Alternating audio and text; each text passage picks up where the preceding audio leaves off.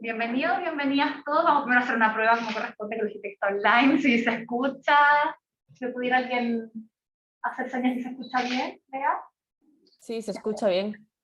Ya, súper. Ahí todavía quedan algunas personas. Estamos recién abriendo la sala online, así que vamos a esperar un minutito más para seguir admitiendo al resto. Así que les vamos dando la bienvenida. También a la gente que está acá presencial. Como se nota ya la vuelta a la nueva normalidad, ¿no? Aquí con harta gente en casa, porque una gente aquí en la sala, en el auditorio de posgrado. Voy a poner acá para que se vea. Ok. Hay gente que no se me despega.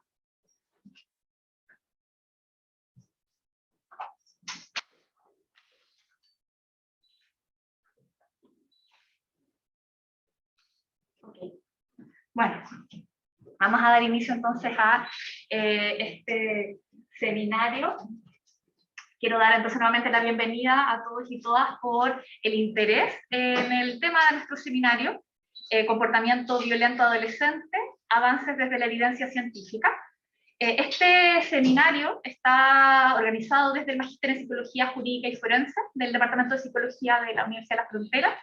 Estamos entonces desde el auditorio de posgrado de nuestro departamento y además hemos hecho extensible la invitación de manera online a académicos, estudiantes de posgrado, ex estudiantes y a la comunidad en general, porque sabemos desde el departamento y desde el Magíster quienes trabajamos, investigamos, estamos vinculados a la investigación y el conocimiento en relación a los adolescentes y el comportamiento adolescente, que particularmente el comportamiento de ellos, el comportamiento violento, siempre es motivo de atención, ya sea desde contextos de justicia, delito, o hoy en día yo creo que todos podemos estar de acuerdo en cómo en las noticias, semana a semana, aparecen desde que hemos vuelto a la presencialidad, ¿cierto?, en los colegios, antecedentes, preocupación respecto a la conducta de nuestros adolescentes. Entonces, este tema, que siempre ha sido un tema relevante en la opinión pública, hoy vuelve a aparecer, pero con matices distintos. Y creo que desde distintos escenarios, distintas posiciones, nos enfrentamos a un nuevo desafío por preguntarnos qué está ocurriendo. ¿Es esto distinto? ¿Esto está obedeciendo a nuevas variables que tenemos que observar? Este paso por la pandemia ha generado nuevos desafíos en cómo nos relacionamos, cómo nos vinculamos, en la estrategia que tienen los adolescentes para volver a socializar en la presencialidad. Y desde aquí se nos abren muchas preguntas. Probablemente este seminario y este encuentro nos llega en un minuto donde estamos comenzando a hacer estas preguntas y creemos que probablemente este no va a ser el último, sino el primero de empezar a abrir nuevos espacios para poder coordinarnos y conversar respecto a este tema, a las conductas violentas, no solo violentas, ¿no? Pero a qué está ocurriendo estos nuevos procesos de adaptación y nuevos desafíos post-pandemia. Entonces, les invitamos hoy día a este primer encuentro vinculado a esta temática con 3 expositores, 2 expositoras y un expositor. Lo voy a ir presentando a medida que vayan pasando aquí adelante a conversar y a mostrar la evidencia en algunas aristas dentro del comportamiento adolescente, ¿no? Porque podemos abrir muchas otras variables y ya vamos a estar conversando en 2 grandes áreas en particular. Y bueno, voy a partir presentando entonces a nuestras 2 invitadas internacionales, ambas académicas del Departamento de Psicología, del Departamento de Psicología de la Universidad de Jaén. Ellas son María del Carmen Cano Lozano. Ella es profesora titular de este departamento, del área de Psicología Social de la Universidad de Jaén en España. Ella es doctora por la Universidad de Granada, profesora e investigadora de la Universidad de Jaén desde el año 96. Está especializada en Psicología Jurídica y Forense, conducta antisocial en adolescentes y jóvenes, violencia familiar y conflictos familiares. Desde el año 2006 lidera una línea de investigación centrada en la violencia filioparental. Es investigadora principal de diferentes proyectos de investigación de I+D+I relacionados con la evaluación de la violencia filioparental, prevalencia, factores de riesgo, relaciones con otros tipos de violencia juvenil y el estudio de diferentes perfiles.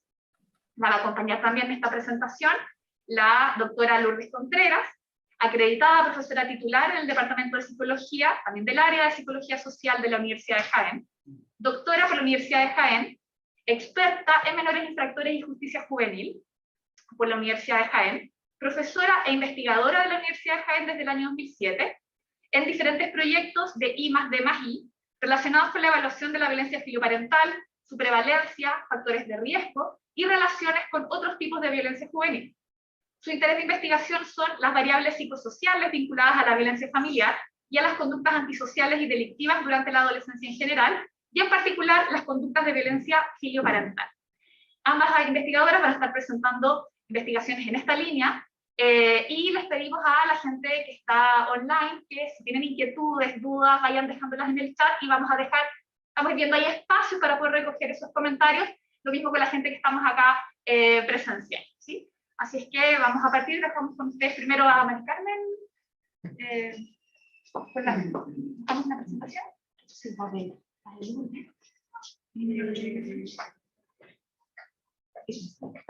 No.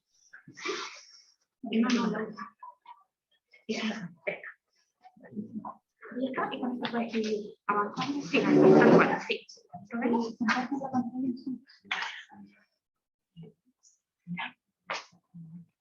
Gracias, Maite.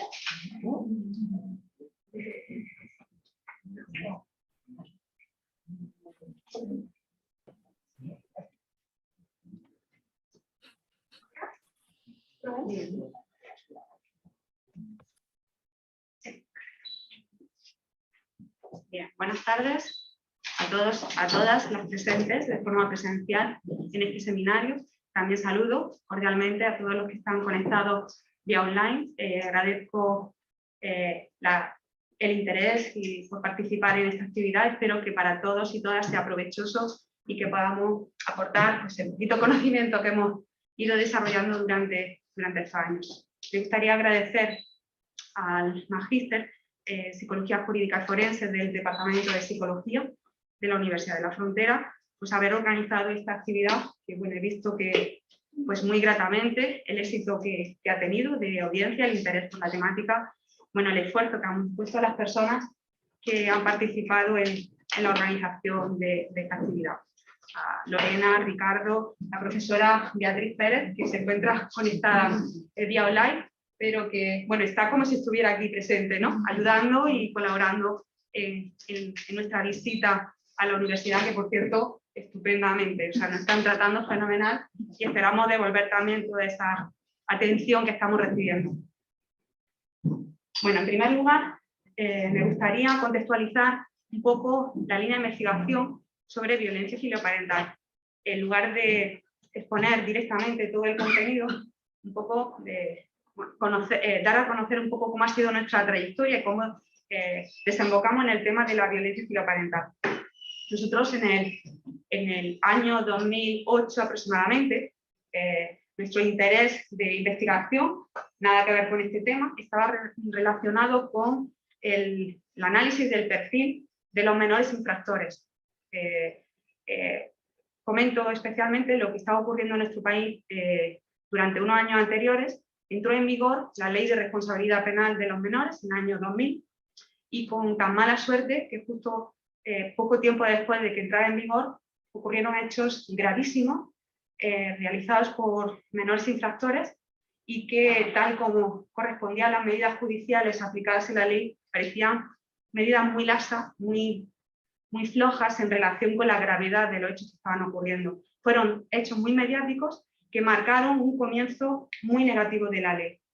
En ese momento se cuestionó incluso el hecho de que, bueno, si era acertada o no acertada. Bueno, eso incluso, esa movilización social y ese tratamiento mediático hizo que posteriormente, nada más entrar en vigor, se modificara en el sentido de endurecer las medidas judiciales a los menores infractores. O sea, tuvo una repercusión importante. Pero en ese contexto, pasados unos años, veíamos la literatura y realmente veíamos que era necesario aportar datos que nos dijeran el efecto que estaba teniendo la aplicación de la ley. Una ley tan criticada, creo que la mejor manera de evaluar el efecto que estaba teniendo es pues algún estudio científico que aportara acerca del efecto que estaban teniendo la aplicación de esa medida judicial en los menores infractores.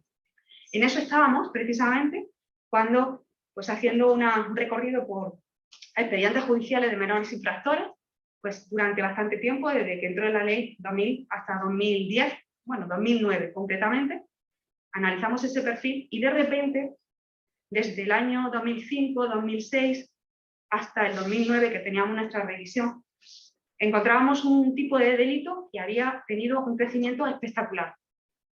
Eso nos decían nuestros datos y en contacto con los profesionales de los servicios de justicia, pues estaban realmente muy preocupados en ese momento, porque recibían en sus recursos judiciales este tipo de chicos y chicas de lo que no había nada, literatura científica sobre este perfil de menores, y veían que el perfil que tenían no era parecido al que tenían habitualmente los menores infractores por otro tipo de delitos. Entonces se encontraban con la necesidad de conocer el perfil psicosocial jurídico para ver qué tipo de intervención especializada se le podía dar a ese tipo de perfiles. De manera que, viendo esa necesidad, orientamos nuestra investigación al análisis concreto de ese tipo de perfil, ¿no? Bueno, básicamente, en ese momento, ¿no? Siguen estando en España como 3-4 grupos de investigación que comenzamos. El comienzo, si no había prácticamente nada, fue a través del primer estudio que realizamos, fue con expedientes judiciales. Ustedes saben, ¿no?, que los expedientes judiciales incluyen muchísima información de los menores infractores, desde los informes que los técnicos de los juzgados de menores aportan, los profesionales de la medida judicial, etcétera. Nos encontrábamos mucha información y fue un primer acercamiento a esta problemática, ¿no? Incluyen una evaluación de características individuales, familiares, sociales, etcétera. Ese fue un primer estudio, pero teníamos que avanzar porque al fin y al cabo dependíamos de la información que nos aportaba, ¿no? Son fuentes secundarias, lo que queríamos es evaluar de una manera más específica variables de interés. Fue el segundo estudio, que fue concretamente la tesis doctoral de la profesora Lourdes Contreras, donde nosotros ya evaluamos directamente a esos menores con delito de maltrato familiar y los comparábamos con delitos infractores de otros delitos. Lo que queríamos ver es características comunes, características diferenciales de esos menores. Tercer estudio ya tuvo una mayor amplitud, en el sentido de conseguimos un proyecto financiado por el Ministerio que incluía ya una muestra más amplia de participantes. En concreto, seguíamos utilizando muestras judiciales y el salto fue a la población general. Es cierto que la necesidad más imperiosa era conocer el nivel más grave, que es el de han sido acusados han sido denunciados por sus padres, pero no cabe duda que este fenómeno está extendido en la población general. Bueno, ahora contaremos, ¿no?, a lo largo de las charlas, que sería, pues, la punta del iceberg de un fenómeno que se da en una magnitud que queríamos conocer, ¿no? No teníamos datos acerca de la prevalencia de ese fenómeno en población general, aunque intuíamos que las cifras podían ser preocupantes, dada la baja tasa de denuncia que hay por este tipo de delitos, lógicamente por la dificultad y la preocupación, la resistencia de los padres a denunciar a sus propios hijos, ¿no? Normalmente, cuando ocurren, se tratan de hechos muy graves y que han sido mantenidos durante mucho tiempo. Es cuando la situación ya es insostenible y no tienen otra opción que la denuncia, ¿no? En el contexto de ese estudio, diseñamos y validamos un instrumento específico de evaluación de la violencia filoparental, que van a conocer en la presentación de la profesora Lourdes Contreras. Es un instrumento que nos va a permitir, o nos está permitiendo en la investigación, conocer la conducta de violencia física, psicológica, de control, dominio y económica hacia los padres y las razones que aportan los adolescentes para ese tipo de comportamiento. En un siguiente estudio, hasta ahora solamente estamos focalizados en la evaluación de los menores, nos interesaba también evaluar a las víctimas, los padres, ¿no? Desde la perspectiva de los padres es absolutamente necesario complementar la información con la información que nos estaban presentando los adolescentes. Ese sería el cuarto estudio que hicimos. El siguiente estudio, habíamos identificado bastantes variables que están relacionadas con la violencia filoparental, pero veíamos que tampoco se trata de un grupo homogéneo, sino que dentro de este tipo de perfiles hay características muy diferenciales, ¿no? Entonces, en esta línea de estudios lo que estamos tratando de identificar perfiles. Concretamente nos interesan dos tipos de perfiles. El perfil generalista es el chico-chica que ejerce violencia en el ámbito familiar, pero también en otros contextos, entre iguales, en las relaciones de noviazgo, etc. Y hay otro perfil en el que este tipo de conductas exclusivamente se dan en el contexto de la familia. Realmente, seguro, las variables implicadas y los mecanismos implicados en el desarrollo de este comportamiento violento puede variar entre ellos, y esa línea es la que estamos desarrollando también actualmente. Finalmente, el proyecto que estamos desarrollando actualmente es un proyecto del Ministerio también, que evalúa también con muestras de población general. Lo que tratamos en este caso es de tener una perspectiva más integradora, ¿no? Por una parte, evaluamos a adolescentes, evaluamos conductas de violencia filoparental, evaluamos también a los padres, progenitores, y en este caso estamos recogiendo también muestras tanto en España, muestras de adolescentes españoles como chilenos. Olvidé decir que en el tercer estudio también ese protocolo de evaluación también se aplicó aquí en Chile, y tenemos datos de adolescentes chilenos que también se van a presentar en este seminario. En fin, que ya ese estudio se replicó aquí, y la idea es que también este estudio que estamos desarrollando actualmente, que tiene como objetivo en este caso no solamente evaluar a los adolescentes y a los padres, sino también la relación de la violencia filoparental con otros tipos de violencia. Evaluamos también violencia en las relaciones de noviazgo y violencia entre iguales en el ámbito educativo y en el ámbito del ocio. De manera que queremos encontrar, bueno, hay muchos factores en común a los diferentes tipos de violencia, cuáles son los factores de riesgo comunes, diferenciales, la interrelación que hay entre esos tipos de violencia. En esto estamos, es otro de los objetivos que tenemos en esta visita que estamos realizando en la Universidad de la Frontera, en la que, bueno, pues gracias a ellos también y su colaboración están permitiendo que también esta evaluación se esté llevando a cabo en los centros educacionales de aquí, de Temuco, y bueno, pues tengo conocimiento que hay asistentes, ¿no?, a estas charlas de centros educacionales que, bueno, pues me ofrezco a aportar la información, y si están interesados les invito también a participar en el estudio. Dejaremos nuestros datos de contacto al final de la presentación para que quien esté interesado, que quiera pues, documentación o participar en este estudio, pues puedan hacerlo, ¿no? En cualquier caso, nuestra idea es ofrecer nuestros trabajos para que pueda orientar en su práctica profesional y bueno, aportar datos concretamente de la tasa de violencia que estamos evaluando en el centro educacional, así como talleres de sensibilización, concienciación sobre estos tipos de violencia.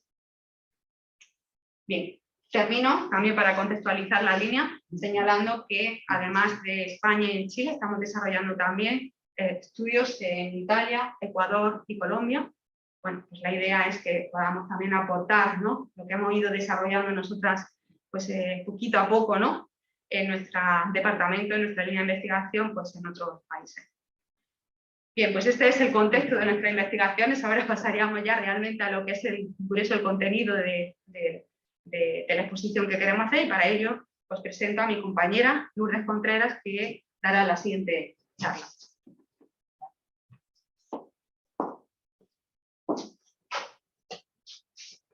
Bien, buenas tardes a todas y todos los asistentes, tanto de manera presencial como de manera virtual. Bienvenidos a este seminario sobre el comportamiento violento en la adolescencia.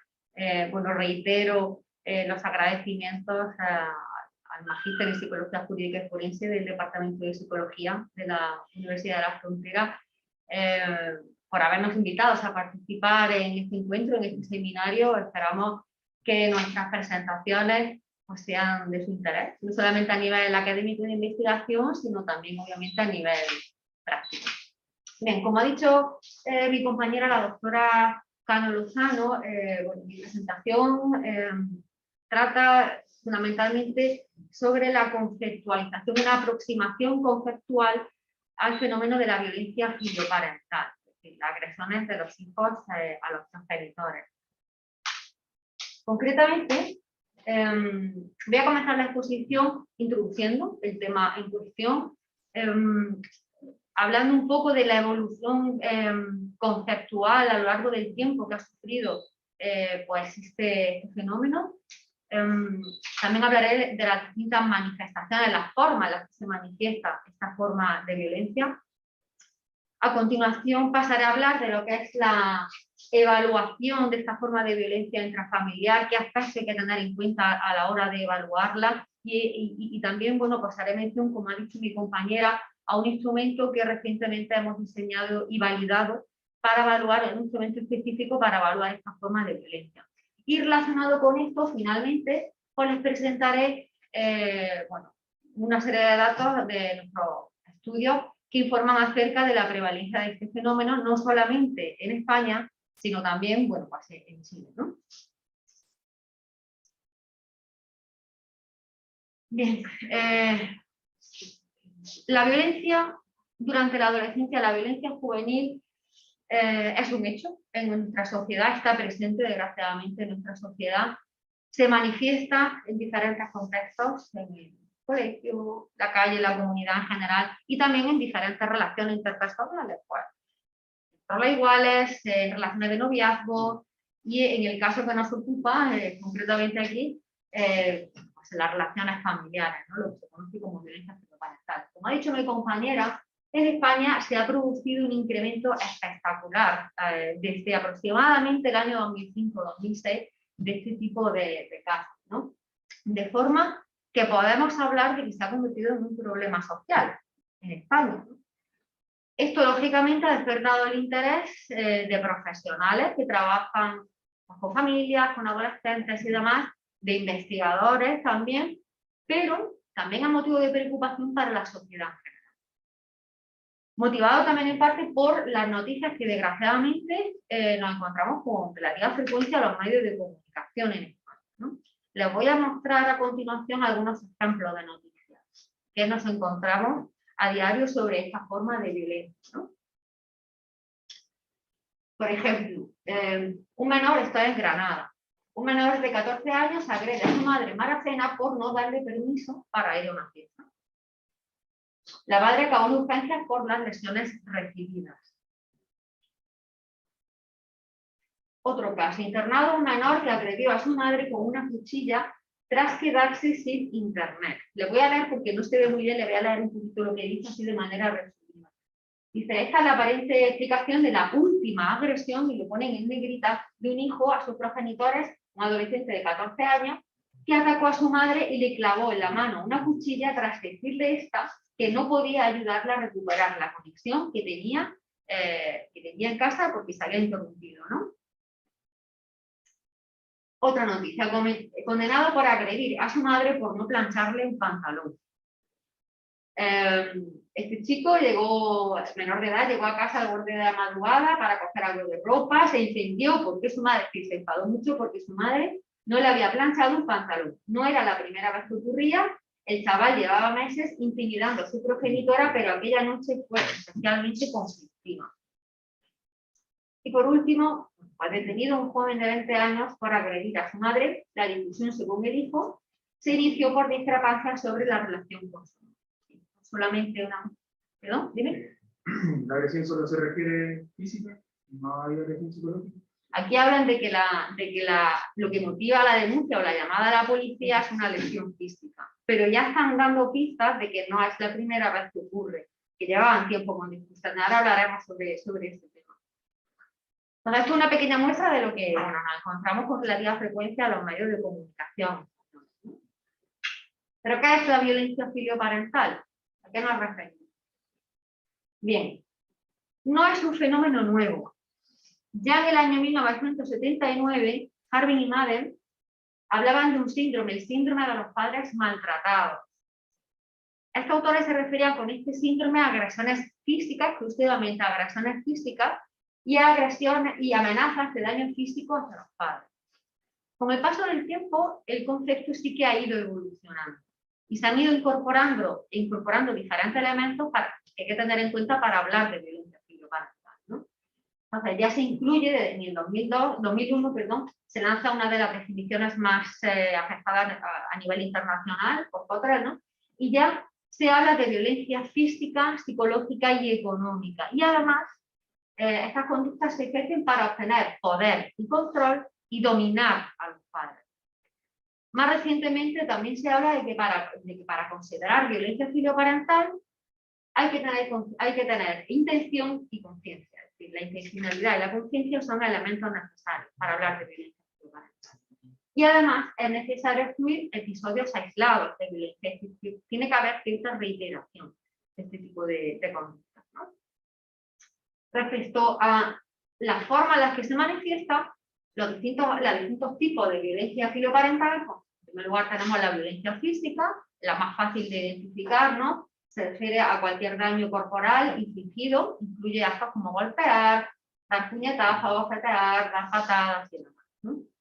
La violencia psicológica y emocional incluye conductas como intimidar al progenitor, hacerle sentir miedo, hacerle creer que está loco, escaparse de casa, pasar la noche fuera sin avisar, mentir, amenazar con hacerle daño, amenazar con hacerse daño a sí mismo, humillar al progenitor, negar afecto, controlar el funcionamiento de la familia. Y en definitiva son conductas que utiliza el adolescente para manipular, controlar y herir emocionalmente a los progenitores. La violencia verbal es un tipo de violencia psicológica, incluye acciones como gritar, retar, menospreciar, reírse del progenitor, insultarle. Y por último tenemos la violencia económica, en la que el adolescente muestra conductas en las que antepone sus necesidades a las necesidades de la familia y causan un daño a la economía familiar, como por ejemplo, lo más evidente, robar dinero, pero también vender objetos de los padres, destrozar objetos personales de los padres o del hogar, exigir a los padres que compren cosas que estos no se pueden permitir, adquirir deudas que los padres tienen que pagar y demás. ¿Pero qué ocurre? Hay que clarificar qué se entiende por violencia filoparental, cómo diferenciarlo de otro tipo de conductas. Entonces, para ello, hay que tener en cuenta que las relaciones entre los padres, los progenitores o los hijos durante las últimas décadas, especialmente, han ido evolucionando. Se han convertido en relaciones pues, más cercanas, de más confianza, más democráticas y demás, ¿no? Por otra parte, durante la adolescencia, los conflictos padre-hijos suelen incrementar. Es algo natural, ¿no?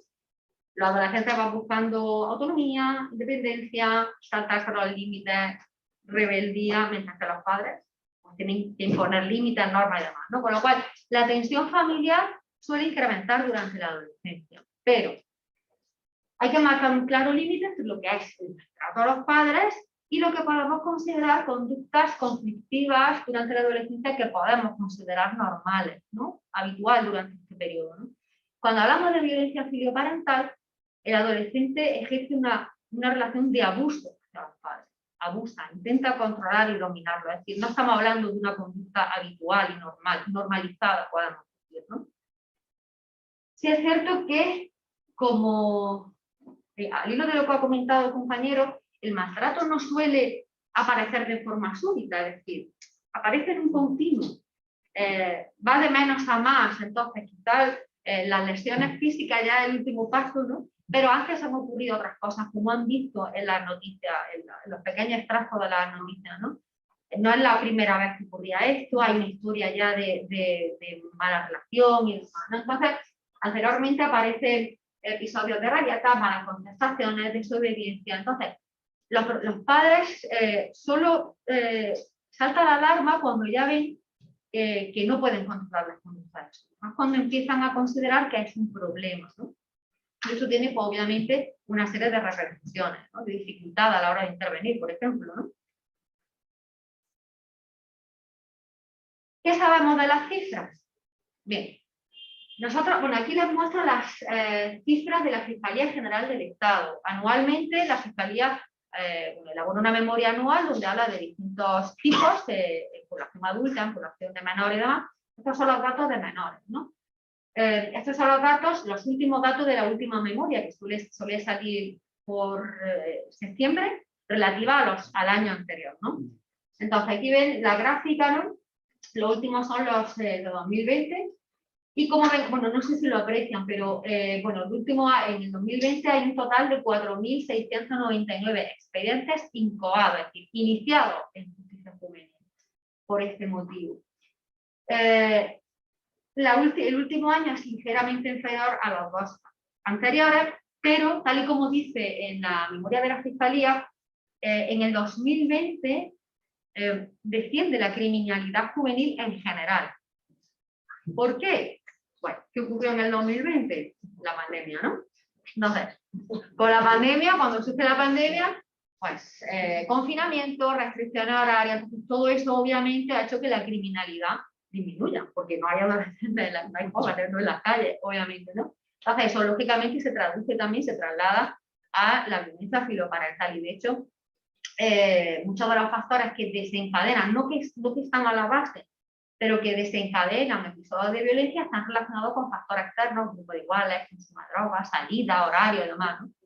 Entonces, esos factores no han estado presentes durante mucho tiempo, entonces pueden explicar ese descenso. Pero no obstante, la disminución que se observa a nivel cuantitativo no es significativo realmente, porque si bien es inferior a estos 2 años, es superior a la de 2017, que ya era muy elevada. Estamos hablando de cifras muy elevadas. Entonces, aquí, bueno, también decir que en España existe un delito específico de violencia filoparental, es decir, que se tipifica dentro de lo que en el Código Penal español se califica como violencia, maltrato familiar y maltrato habitual en el ámbito familiar, es decir, que los menores que cometen estos delitos están cumpliendo medidas judiciales, distintos tipos de medidas judiciales. Les muestro esta diapositiva, algo mencionado también, ha avanzado mi compañera, porque representa muy bien, es una metáfora, ¿no? Representa muy bien de manera práctica lo que conocemos de las cifras de violencia filoparental. Realmente lo que conocemos es la punta de iceberg. La gran mayoría de casos no se llegan a conocer, están en la sombra, ¿no? Se denuncian muy poco este tipo de casos, ¿no? ¿Cuáles son las explicaciones a esta baja tasa de denuncias? En primer lugar, igual que ocurre con otras formas de violencia intrafamiliar, hay un vínculo afectivo que dificulta el tomar la decisión, ¿no? El tomar la decisión de denunciar a un hijo es muy difícil, ¿no? Obviamente. Luego, también existe cierta vergüenza, miedo a exhibir socialmente fracaso educativo, fracaso familiar, ¿no? Eso cuesta también, ¿no? Asumirlo. También en muchas ocasiones hay perdón reiterado del agresor a la víctima. Y chantaje emocional, obviamente, en términos de, bueno, ¿cómo vas a denunciar a tu hijo, no? ¿Cómo vas a denunciar? Soy tu hijo. ¿Cómo va a hacer eso, no? Entonces eso hace que se denuncie poco. Y solo se denuncia en casos extremos, cuando ya la situación es muy complicada. Hay una historia de conflictos familiares muy graves y eso es un hándicap a la hora de intervenir, obviamente, ¿no?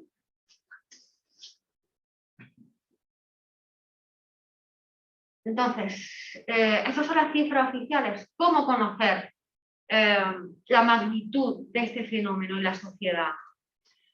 Pues a través de investigación. Desde el ámbito de la investigación podemos hacer estudios para conocer este fenómeno, la prevalencia de este fenómeno.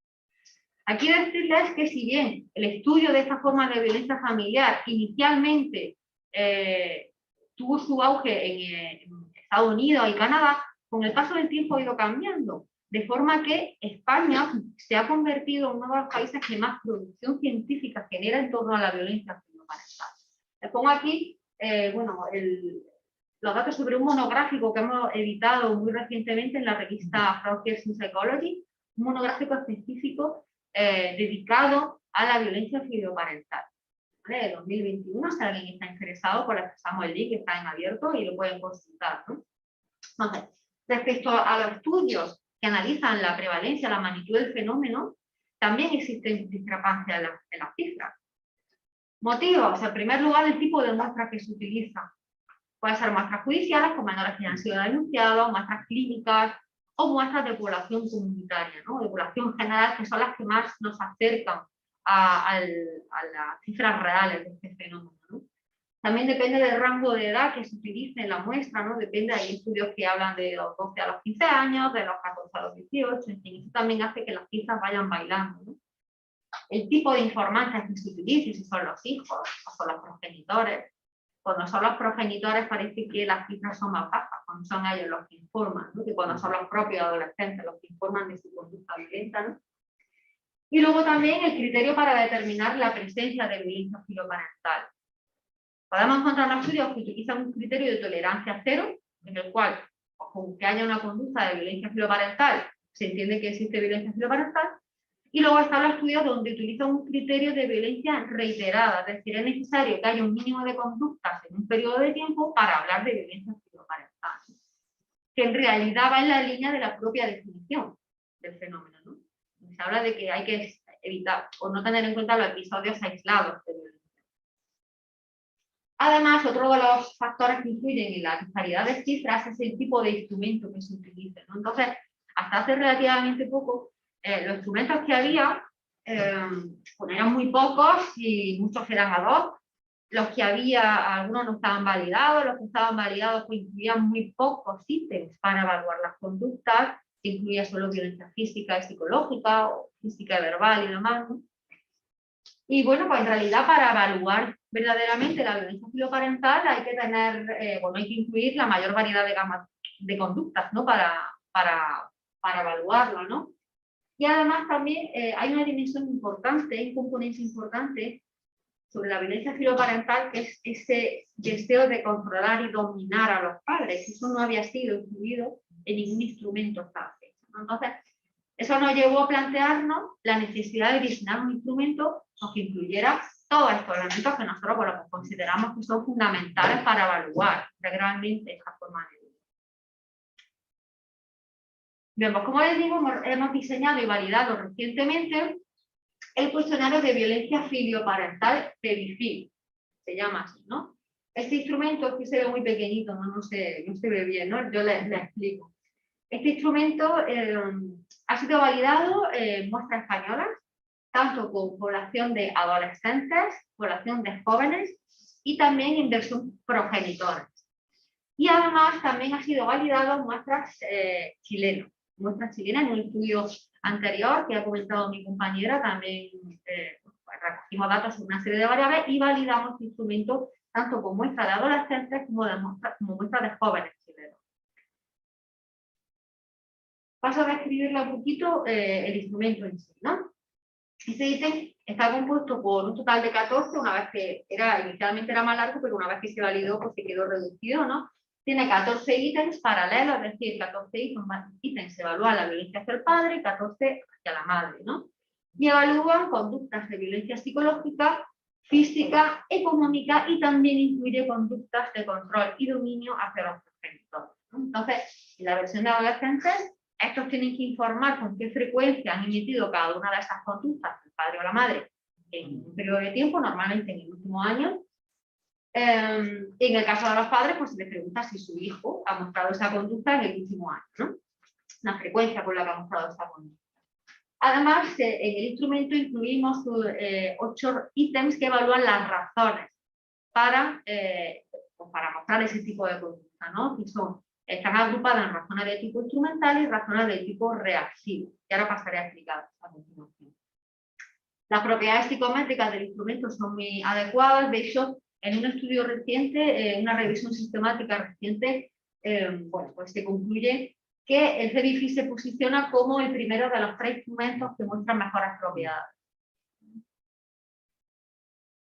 Aquí, bueno, no sé si se va, creo que no se ve bien, ¿no? No se ve la diapositiva, les leo algunos ítems, ¿no? Por ejemplo, violencia psicológica, he llegado a decir cosas a mis padres como te odio, ojalá que mueras. He hecho comentarios negativos, ofensivos de granja a mis padres, he amenazado a mis padres con hacerles daño, con hacerme daño, con irme de casa. He exigido a mis padres que me compren cosas, incluso sabiendo que no se lo pueden permitir, para evaluar, por ejemplo, violencia económica. he adquirido deudas que mis padres han tenido que pagar, he lanzado cosas a mis padres, he golpeado a mis padres con algo que pueda hacerles daño, he robado dinero a mis padres, he exigido a mis padres que en casa se hagan lo que yo quiera, ¿no? Para evaluar ese control, ese dominio sobre los padres. He exigido a mis padres que dejen lo que estaban haciendo para que me atiendan. En casa, cuando discuto con mis padres, yo tengo la última palabra, es decir, ese deseo de controlar, ¿no? El funcionamiento de la familia, ¿no? Y luego tenemos los ítems para evaluar las razones, por ejemplo. Pues, ¿por qué ha agredido a tus padres? ¿No? ¿Por qué ha mostrado esa conducta? Pues porque haré llegar más tarde a casa cuando salgo por la noche, para que mi madre me dé más dinero, para que mi madre y mi padre me compre algo que quiero, para evitar hacer tareas, para evitar estudiar o ir a clase, por mi propio carácter, en respuesta a una agresión previa de mi padre, tanto física como psicológica. Bien, entonces son razones de tipo instrumental y razones de tipo reactivo. Pues bien, utilizando este instrumento, hicimos recientemente un estudio donde evaluamos la prevalencia de este fenómeno en población española. Utilizamos para ello, bueno, la muestra de este estudio incluyó un total de 1.624 adolescentes. Estaba la muestra equilibrada básicamente en cuanto al género, ¿no? 55% chicas, 45% chicos. La edad es comprendida entre los 12 y los 17 años. Y procedían de centros de educación secundaria de Jaén y de Oviedo, ¿no? Forma parte del proyecto anterior que había dicho mi compañera, el proyecto de I+D+I, que teníamos también con la Universidad de Oviedo.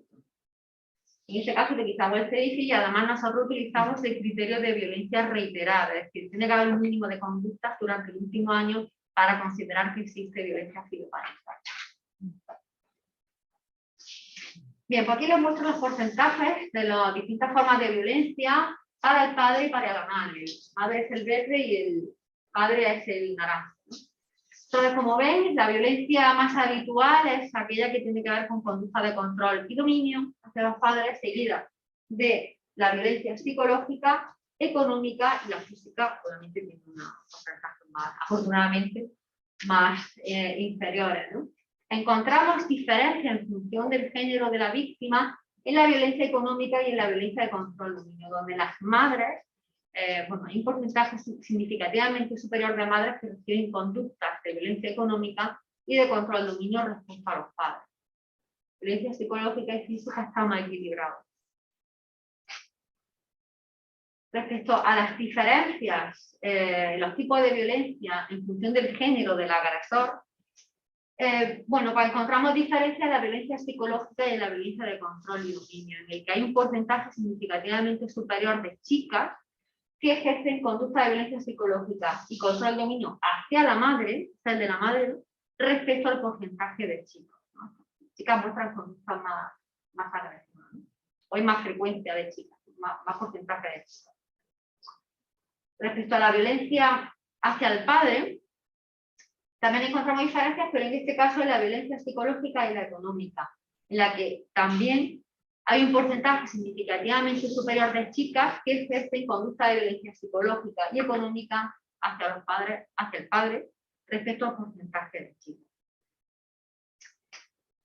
En cuanto a las razones para la violencia, le he comentado que las hemos diferenciado en reactivas e instrumentales. Las reactivas son aquellas que suponen una reacción ante una provocación real o imaginada, están asociadas a un enfado intenso y demás, ¿no? Y las razones instrumentales son aquellas conductas que se ejercen como un medio para conseguir nada, ¿no? Es un instrumento, ¿no? Bien. Pues aquí tenemos las distintas razones y encontramos diferencias en función del género del agresor en tres tipos de razones. Porque ahora llega más tarde a casa cuando salen por la noche, las chicas informan más frecuentemente de estas razones por los chicos, algo que es habitual, las chicas tienen más limitaciones horarias que los chicos, ¿no? También por tu propio carácter, que es una razón de tipo reactiva, las chicas muestran con mayor frecuencia este tipo de razón, y sin embargo los chicos puntúan más alto en la razón evitar ir a clase o estudiar. Es una razón de tipo instrumental. En conjunto, no hay diferencia en las razones instrumentales entre chico y chica, pero sí que hay diferencias en las razones de tipo reactivo. Las chicas utilizan con mayor frecuencia esas explicaciones, ¿no?, sobre su conducta violenta.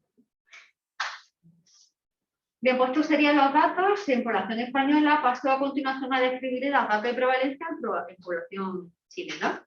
Bien, este es un estudio que se hizo con un total de 905 adolescentes procedentes de establecimientos educacionales de la región Biobío.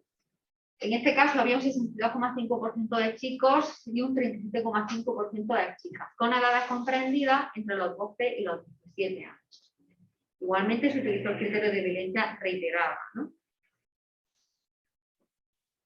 Bien, los porcentajes son similares, con algunas diferencias, son similares a la población española, ¿no? Estos son los porcentajes de violencia en función del género de la víctima, ¿no? Aquí encontramos diferencias en violencia física y en violencia de control. El azul es la madre y el verde es padre, ¿no?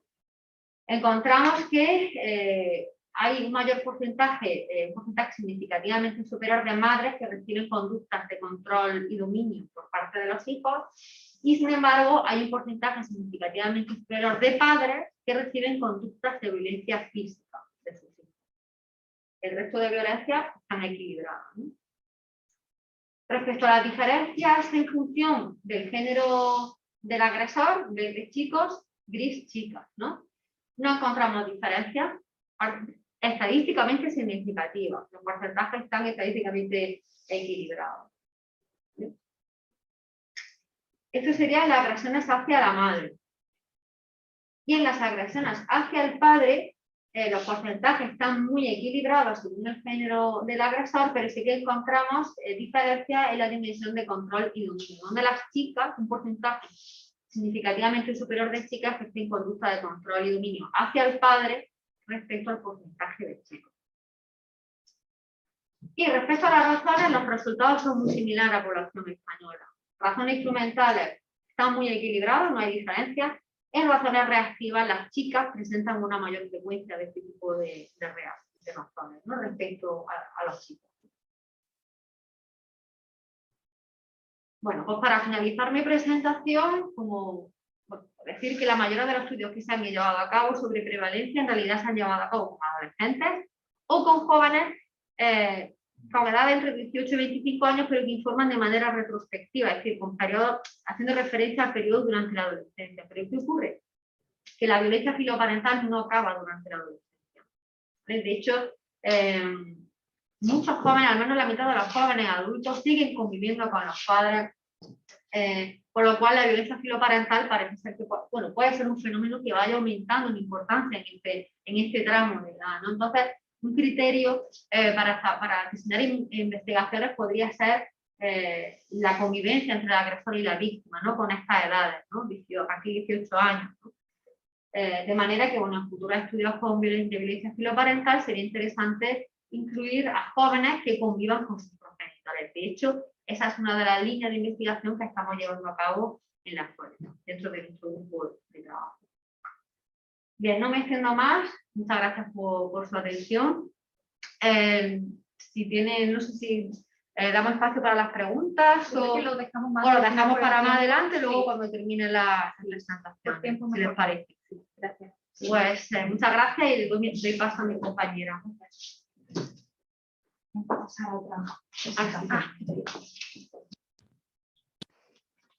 Seguro que tú manejas mejor. Sí, más rápido, ¿verdad? Porque vamos más de tiempo. Sí, pero... Bueno, voy a intentar ser más rápida.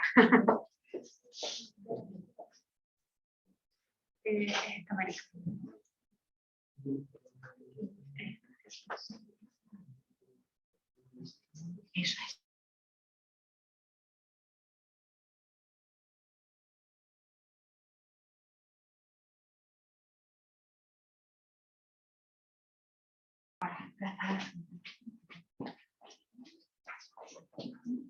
Bueno, doy paso a la segunda parte, ¿no?, de nuestra intervención centrada en la violencia filoparental. Si bien Lourdes se centraba en la contextualización y en la evaluación, mi intención es dar una panorámica general de los factores de riesgo relacionados con la violencia filoparental.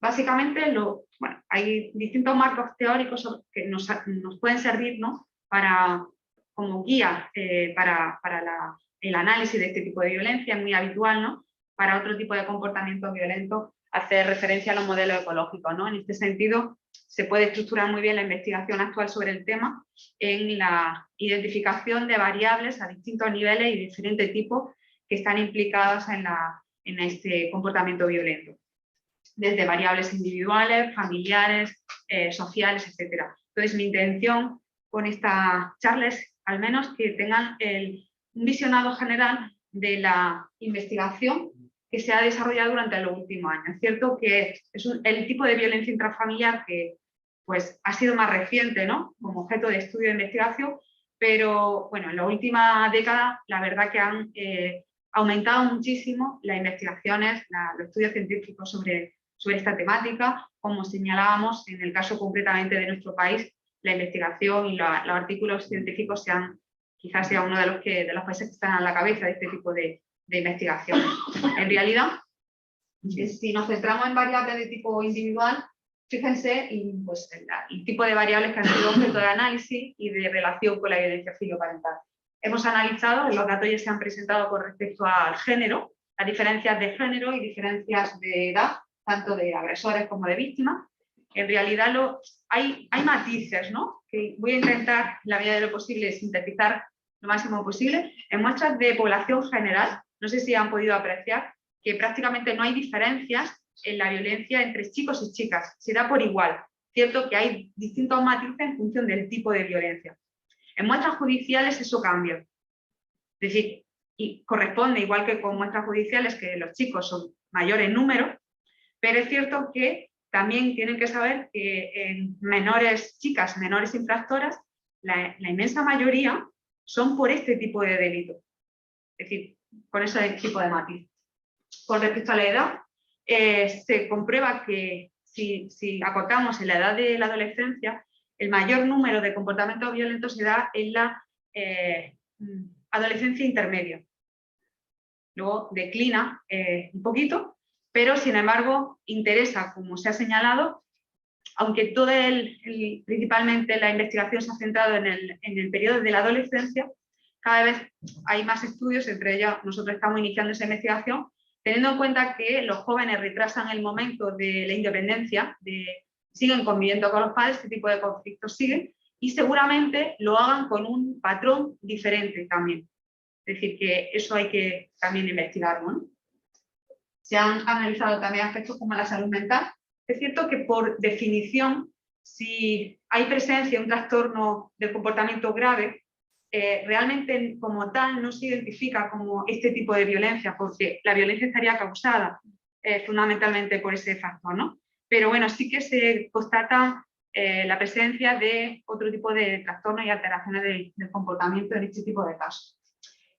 Acerca de factores cognitivos y emocionales vinculados con la violencia filoparental, han sido bastantes investigaciones que han señalado la falta de empatía, un elemento relacionado, bajo autoconcepto, rasgos de ira, menor capacidad de identificar, expresar y controlar las emociones, es decir, problemas en las competencias emocionales e incluso también problemas en las funciones ejecutivas. También la percepción social hostil, déficit en habilidades de resolución de problemas e impulsividad. Son algunas, o las que más respaldo científico tienen, algunas de esas variables cognitivas y emocionales vinculadas con la violencia filoparental. También se han relacionado con la violencia filoparental la presencia de cierto tipo de actitudes sociales y valores personales. Concretamente, pues el hedonismo o el tener preferencia por el dominio de los demás, etc. Por último, también el consumo de drogas. El consumo de drogas está muy vinculado también a este tipo de violencia, como lo está también con otros tipos de violencia. Aunque todavía no hay un papel, no se ha analizado específicamente el papel de esta variable, parece que no tiene un papel causal como elemento que provoca este tipo de violencia, sino que la intensifica. Es un factor que desinhibe el comportamiento violento y lo puede llegar a intensificar, pero no se ha identificado como el elemento causal, el problema principal. Variables de tipo familiar, lógicamente, hay una inmensa literatura porque, lógicamente, tratándose de un contexto, el contexto familiar donde ocurre este tipo de violencia, son las variables que más interés han tenido, ¿no? Desde la estructura familiar, donde hacen hincapié en qué tipo de familia es la que más estaría vinculado con este tipo de comportamiento. Por ejemplo, es un dato frecuente que se señala es que es más frecuente en familias de tipo monoparental. Es cierto también que hay que hacer una matización a este dato. Lo que sí se ha identificado que no es en sí el tipo de familia el factor que estaría relacionado con este tipo de violencia, sino los elementos que acompañan a ese tipo de situaciones, ¿no? Falta de recursos, falta de apoyo, que puedan propiciar ese comportamiento. No en sí que sea una familia monoparental, sino los factores asociados. El nivel educativo, el nivel económico de los padres. Quizá en este perfil lo que quizás llame más la atención, a diferencia de otro tipo de perfiles de menores infractores o de otro comportamiento violento, es que se da en familias de todos niveles educativos y niveles económicos.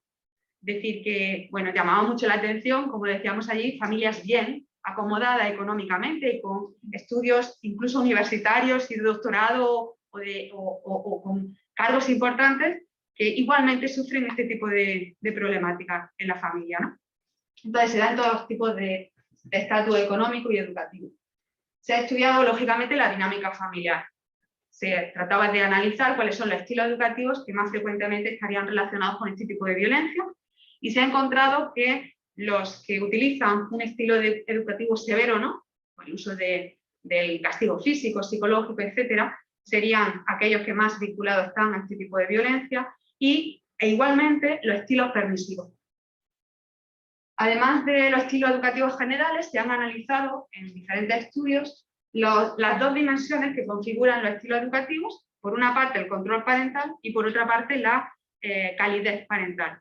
Las dos se encuentran significativamente relacionadas con este tipo de violencia. El control excesivo sería contraproducente, la falta de control también, y la falta de calidez parental es un elemento que reiteradamente ha encontrado respaldo científico, entre ellos los estudios que nosotros hemos realizado. Se han analizado también comportamientos concretos de disciplina, ¿no? El uso del castigo físico-psicológico y la forma de aplicar también esa disciplina, ¿no? En concreto, la inconsistencia intraparental, como un elemento que favorece también estos comportamientos, o la ineficacia en la aplicación de esas medidas. Finalmente, también influye el contexto parental, ¿no? No solamente los comportamientos concretos, sino en qué contexto se aplican ese tipo de medidas, ¿no? Si hay un contexto de estrés parental o impulsividad parental. Pues todo ese tipo de variables se han identificado como variables relevantes en su relación con la violencia parental. Una de las que más apoyo empírico tienen es la variable de exposición a violencia familiar. En este sentido hablamos tanto de que la exposición de los hijos a la violencia de los padres, como la violencia entre los padres. Tanto uno como otro han sido señalados como predictores significativos de la violencia filioparental. Y finalmente, variables de tipo educativo social, pues el papel que se ha identificado también, el papel que pueden desempeñar variables de contexto educativo, como el fracaso escolar, el bajo rendimiento educativo, y variables de tipo social como su relación con grupos de iguales conflictivos. En realidad, si ven, el panorama es bastante parecido, ¿no? Pues a las variables que comúnmente se relacionan con otros tipos de comportamiento violento. Bien, sabemos, como pueden apreciar, hay bastantes factores de riesgo que tienen bastante acreditada relación con la violencia filoparental. El momento ahora es tratar de profundizar en ese tipo de factores de riesgo. Concretamente he seleccionado para esta exposición y que refleja dos trabajos recientes publicados por nuestro equipo, que se centra en la variable exposición a la violencia y baja calidad parental. En este sentido, como antes les he mencionado, hay bastante investigación que ha constatado la relación consistente y positiva entre violencia filoparental y la exposición a violencia familiar, aunque esta relación estaba acreditada, lo que no se conocen es los mecanismos por los que la violencia familiar afecta a este tipo de comportamiento. Eso es lo que nos hemos planteado en el estudio que voy a comentar a continuación. En realidad nos planteamos que la exposición a la violencia en el hogar puede tener un efecto indirecto a través o afectando al procesamiento de la información social y hacer de esta manera al individuo más vulnerable a la conducta violenta. Entonces, concretamente, el estudio que quiero presentarles, nos hemos servido de un modelo que supongo que conocen, ¿no? Es un modelo de procesamiento cognitivo que se ha utilizado también para la explicación del comportamiento violento en general y que, bueno, pues, determina que las experiencias tempranas forman el conocimiento social que guiará el procesamiento social, de la información social. Concretamente, el procesamiento sociocognitivo incluye las siguientes fases: la atribución hostil, la ira, el acceso a la respuesta agresiva, la evaluación positiva de las consecuencias de la agresión, la ejecución de la conducta y también incluye aspectos como la justificación de la violencia y la empatía. Bien, en concreto, en este estudio, que incluía 1.624 adolescentes de entre 12 y 18 años, nos planteamos conocer si en este tipo de comportamiento, el comportamiento de violencia filoparental, el procesamiento sociocognitivo también estaba implicado en la relación entre la exposición a la violencia en el hogar y la violencia filoparental. Por otra parte, como nuestro instrumento nos permite diferenciar la violencia de tipo reactivo e instrumental, proponíamos que según el tipo de etapa del procesamiento de la información social, pues alguno de sus componentes influía en la violencia de tipo reactivo y otros en la violencia de tipo instrumental. En este modelo más concretamente pueden ver esa relación. Como pueden ver, efectivamente la exposición a la violencia en el hogar está relacionada de forma positiva con diferentes componentes disfuncionales del procesamiento sociocognitivo, ¿no?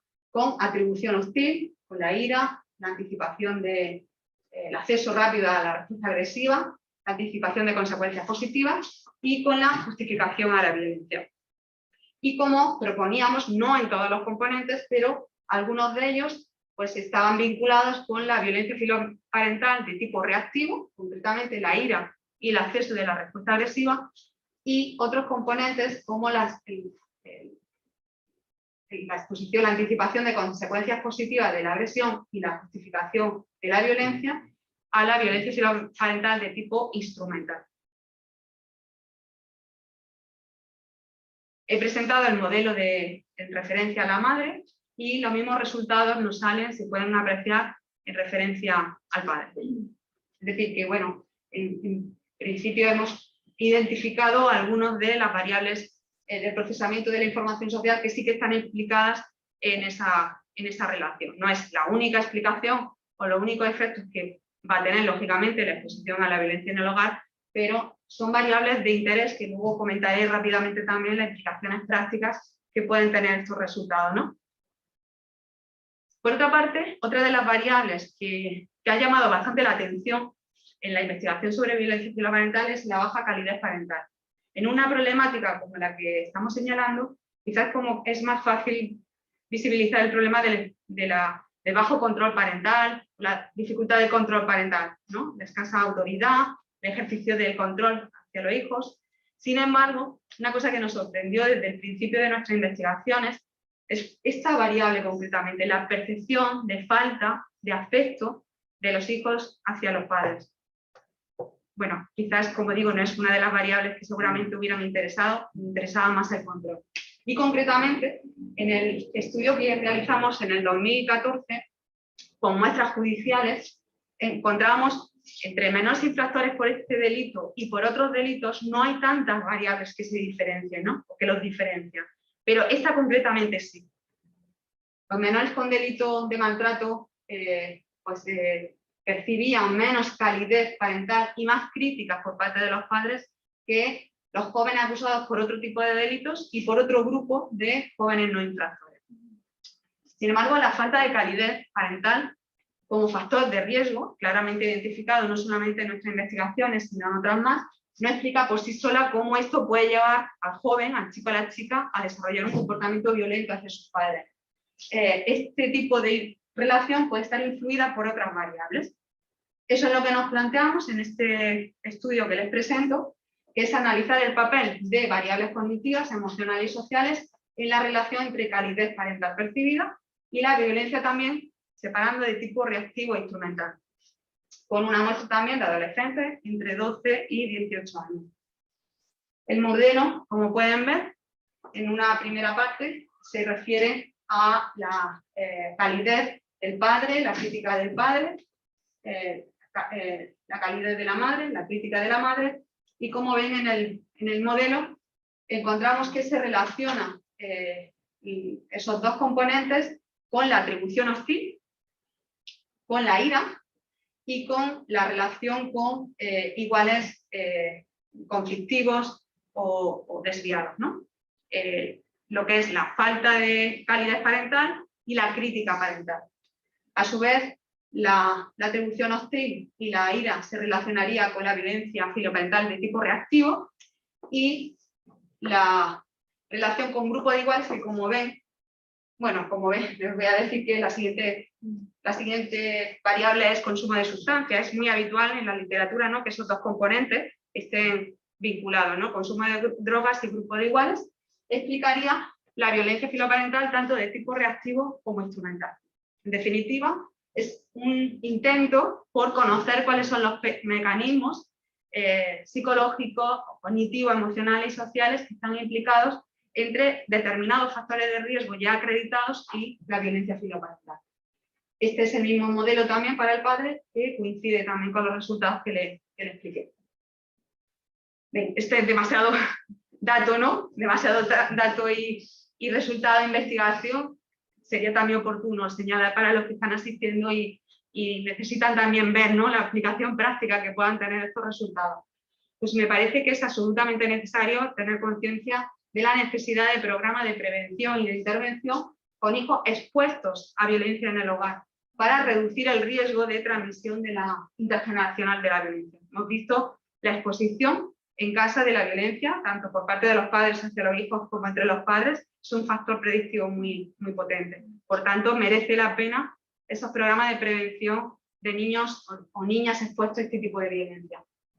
Por otra parte, los programas de prevención e intervención deben considerar trabajar con los padres prácticas parentales que incorporen no solamente el control parental, que lógicamente es muy importante, padres tienen que hacer un adecuado ejercicio de la autoridad con los hijos, pero no solamente eso, es absolutamente necesario incorporar la calidez parental como elemento fundamental. Trabajar también con los hijos, como hemos visto en estos últimos estudios, trabajar aspectos cognitivos, emocionales y sociales, teniendo en cuenta incluso las diferentes motivaciones que pueden tener la violencia. Es diferente la intervención cuando la violencia es de tipo reactivo que cuando la violencia es de tipo instrumental, ¿no? Ese tipo de aspectos es necesario tenerla en cuenta en la intervención. Y también es importante incorporar en esos programas análisis del contexto social en el que se produce ese tipo de comportamiento. La posible influencia negativa que tiene el grupo de iguales. Han visto cómo la crítica parental, la baja calidez parental se relaciona con la relación con grupos de iguales desviados, y por tanto estos aspectos deben ser tenidos también en cuenta en los programas de intervención sobre estos comportamientos. Esas serían las implicaciones prácticas, y yo apunto también algunos aspectos que me parecen de interés señalar en el futuro de la investigación. Seguir profundizando en los mecanismos implicados en los factores de riesgo, es decir, los tenemos bastante identificados, pero hay que conocer a través de qué mecanismos están influyendo. Me parece también de interés analizar ya perfiles concretos de menores con violencia filoparental. No es igual cuando se trata de un chico generalista, es decir, que comete conducta en todos los ámbitos, que aquel que solamente lo ejerce en el ámbito familiar, aquel que tiene experiencia de victimización. Supongo que conocen, ¿no?, en otras áreas el agresor victimizado ha sido objeto de estudio en otros campos de la violencia, en esta hay que profundizar en él. La relación que puede tener con otros tipos de violencia, que es el proyecto que estamos desarrollando actualmente, el desarrollo teórico, que todavía no es suficiente. La perspectiva de género es absolutamente necesaria. Todavía no hay ningún estudio que haya más allá de diferencias de género en la víctima y en el agresor, hay poca investigación que haya querido profundizar en ese análisis. Y por supuesto la perspectiva cultural. Esperemos que nuestros estudios, en colaboración con la Universidad de la Frontera y con otras universidades, nos permitan también hacer estudios culturales que hasta la fecha no se encuentran o no se han realizado. Bueno, con esto termino mi presentación. Muchas gracias. No sé si he robado demasiado tiempo. Andrés. Bien, muchas gracias a la doctora Cano Lozano y a la doctora Contreras por esta presentación. Hicimos estas dos primeras presentaciones conjuntas, ¿no?, en relación a violencia filioparental. Y ahora vamos a dar paso a nuestra tercera presentación. Les pido a la gente que está aquí y también a quien está de manera online que si tienen comentarios, sean comentarios o dudas o aspectos a traer aquí a la discusión, los vayan dejando en el chat o acá lo vayan guardando para que al final nos demos un espacio para eso. Y así también le damos tiempo a Andrés para que pueda explayar y presentar, ¿sí?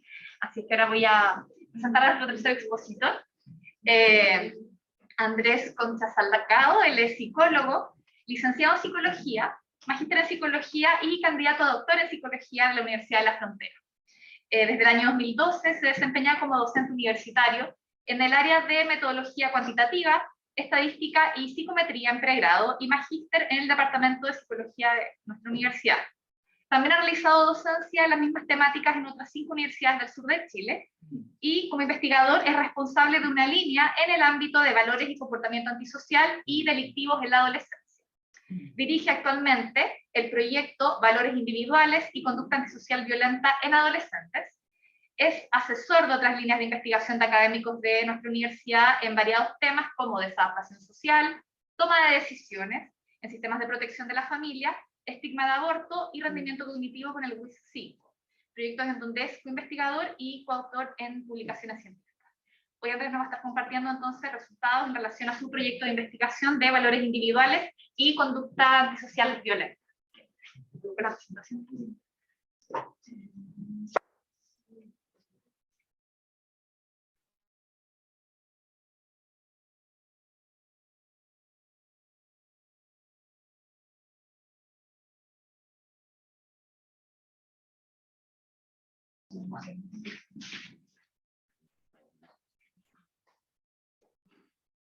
Bien, muchas gracias, profesora Lorena, por esa generosa presentación. Gracias también al programa de Magíster en Psicología Jurídica y Forense por la invitación a exponer estos resultados, también por la posibilidad de compartir con las profesoras Carmen y Lourdes que nos visitan. A modo general, contarles que esta línea de investigación es novel, digamos, está partiendo en el contexto de una línea mayor que es la de desadaptación social, que está circunscrita en el contexto del Laboratorio de Investigación Psicosocial del Departamento de Psicología, y que en concreto tiene que ver con un proyecto diurno, como anunciaba la profesora Lorena, buscando contribuir a la explicación de la violencia, a la conducta antisocial violenta en adolescentes, principalmente desde el punto de vista del rol que tienen los valores personales y algunas otras variables que hemos incluido como potenciales agentes mediadores y también moderadores más adelante, ir explorando esas relaciones para comprender de mejor manera el impacto que tienen los valores en nuestro comportamiento. Así que eso como contexto general, y he titulado la presentación en representación también de los co-investigadores de este proyecto, el doctor Ricardo Rodrigo, que nos acompaña acá, y la profesora Beatriz Pérez, que está en línea. Avanzando en la comprensión de la relación entre valores individuales y comportamiento violento, resultados preliminares con adolescentes chilenos, es el título de la presentación. Bien, quisiera partir activando conocimientos previos, generando una pequeña discusión en torno a esta icónica imagen, ¿cierto? La gente que está también ahí online, por favor, puede también aportar desde el punto de vista de lo que les parece esta situación, en términos de la agresión que hubo ahí en ese contexto de la entrega de los Oscars, y cuéntenos, ¿qué piensan ustedes? ¿Qué pasó aquí? si nos pueden comentar los presentes. Sí, por favor. El comentarista, en mi opinión, a lo demás. Se salió del libreto, ¿no? Vale, eso fue como una provocación. ¿Sí? Mal gestión de las emociones. Ya, pues tenemos un componente ahí de escasa regulación, ¿no? De la conducta, que se traduce en una agresión reactiva en este caso. ¿Qué otros elementos podemos ver por allá, por favor? Comportamiento abusivo de parte de un Abusivo, comportamiento abusivo, ok. Ahí dice descontrol de impulso. Descontrol de impulso, ¿vale? Física. Sí. Entonces, esta imagen quisiera que la tengamos, digamos, sí, hay otro comentario. No, pero roles de género, porque al final Will como que trató como de proteger.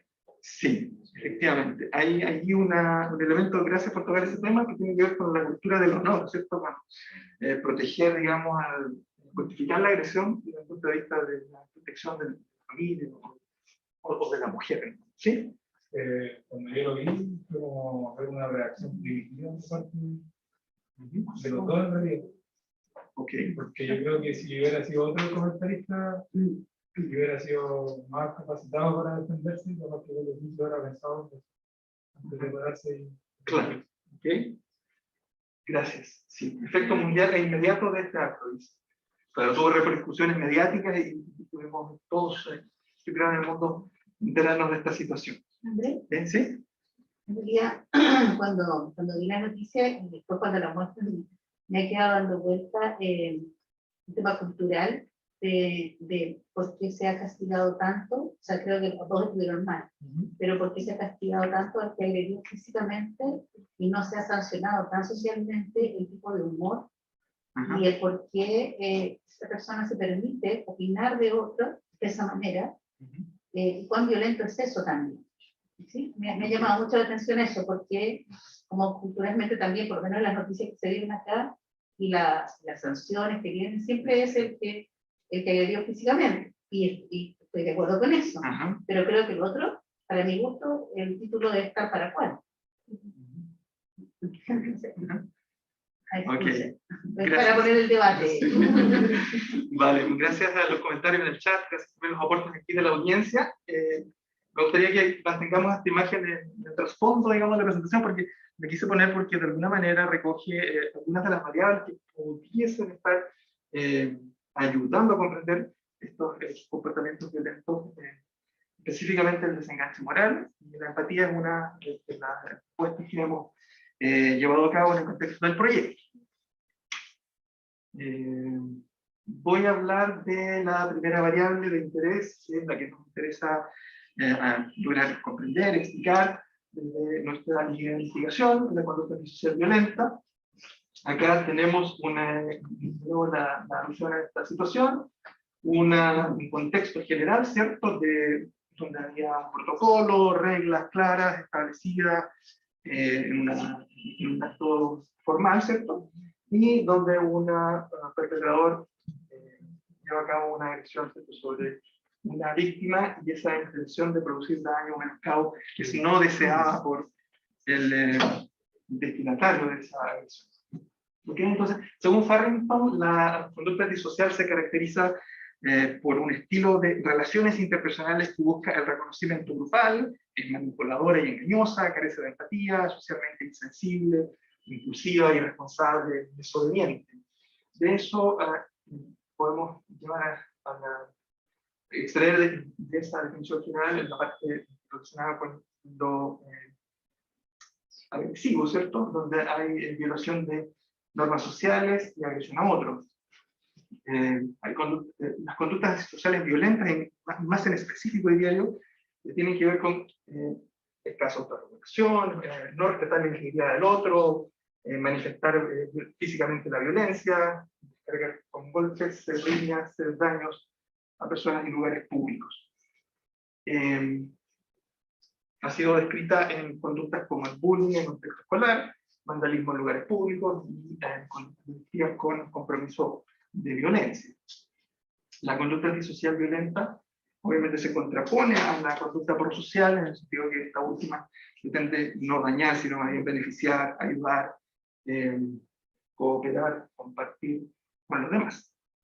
¿Ok? Entonces esta es la variable que nos gustaría ayudar a comprender. Es aquí donde emerge el rol de los valores individuales o valores personales también llamados.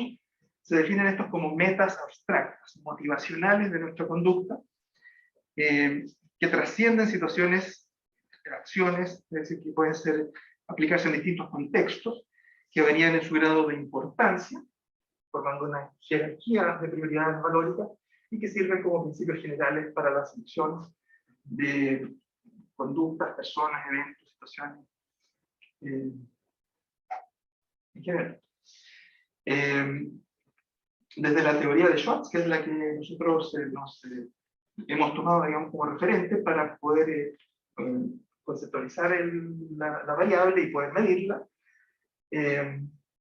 la estructura valórica es mayoritariamente estable en el periodo de la adolescencia. Eso sí, comparado con otras etapas del desarrollo, en la adolescencia están más marcados los valores centrados en uno mismo, digamos, autopromoción y apertura del cambio, son los nombres específicos que vamos a ver más adelante. Y el hedonismo está escrito como el valor por excelencia en este periodo del desarrollo, ¿ya? Y en algunas investigaciones también el hedonismo es uno de los factores de riesgo, ¿cierto?, de conducta violenta. Yendo un poquito más específico a lo que tiene que ver con la teoría específica de Schwartz, es importante, antes de seguir avanzando, revisar algunos conceptos claves de esta para poder después entender cómo funcionan los resultados que hemos encontrado. Entonces, el contenido motivacional o dominio motivacional es el primer elemento. De este se derivan 10 valores que forman el nivel más básico de la teoría. Entonces, Schwartz conceptualiza los valores como una organización circular. El primero de ellos es autodirección, implica autonomía, básicamente, búsqueda de autonomía, ser libre, ¿cierto?, de creatividad, poder disponer del tiempo de uno, autodirección. El segundo es estimulación, implica búsqueda de emociones, desafíos, novedades en la vida. El tercero es hedonismo, que implica la búsqueda del placer y la gratificación sensorial. El cuarto, que implica orientación al logro, ¿cierto?, que las personas en este valor buscan el éxito personal, el reconocimiento, demostrar que son competentes frente a los demás.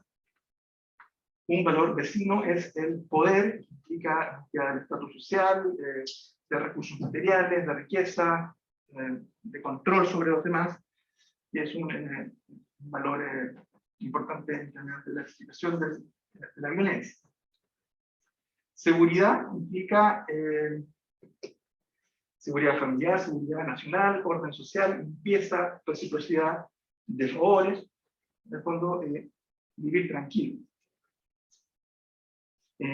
Luego viene conformidad, que es un valor de conservación, ¿cierto? Implica evitar molestar a los demás, cumplir las normas, apegarse en el fondo a las normas establecidas por la sociedad.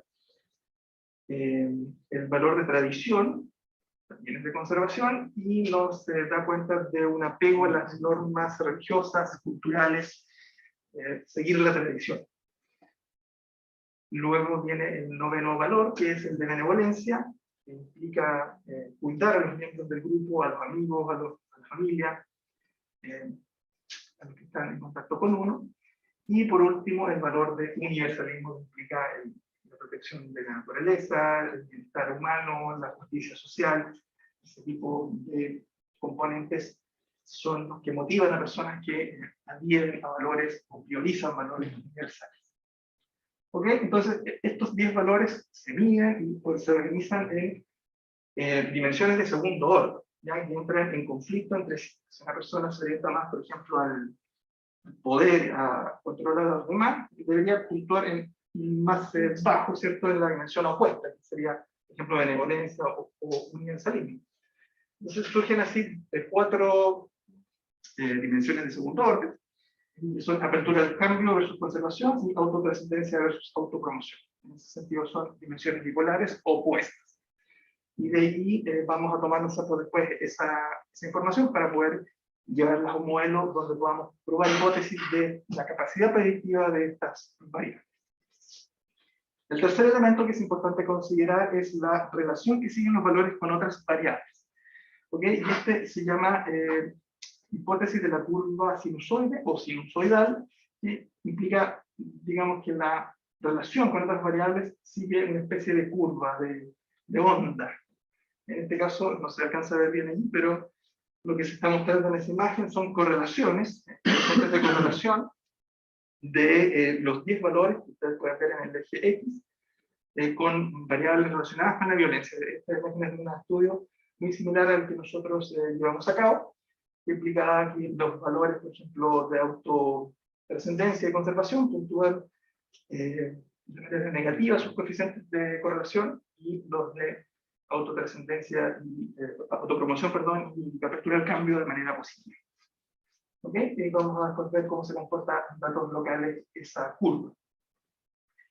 En ese afán de poder explicar el comportamiento violento desde el punto de vista de los valores, es necesario encontrar cuáles son los mecanismos por los cuales los valores impactan en los comportamientos violentos. Entonces surge a partir de la revisión de la literatura la propuesta de usar dos variables. La primera de ellas es un proceso